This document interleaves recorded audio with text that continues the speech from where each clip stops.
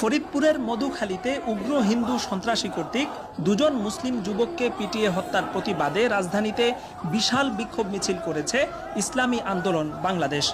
কেন্দ্রীয়ভাবে বিক্ষোভ কর্মসূচির ঘোষণা আসার পরপরই শুক্রবার জুমার আগ থেকে লোকে লোকারণ্য হয়ে ওঠে বাইতুল মোকাররম এলাকা।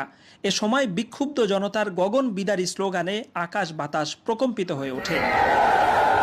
আপনারা ঢাকায় আপনাদের সমাবেশে হাফেজ রেজাউল করিমকে হত্যা করেছিলেন, তার বিচার হয় নাই।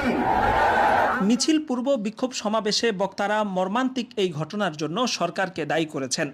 ঘটনার এক সপ্তাহ পেরিয়ে গেলেও এখন পর্যন্ত মূল অপরাধীদের শনাক্ত করে বিচারের মুখোমুখি না করায় বক্তারা সরকারের কঠোর সমালোচনা করেন। বেঁধে রেখে সারা রাত নির্যাতন করে অবৈধভাবে হত্যা করা হয়েছে। কেন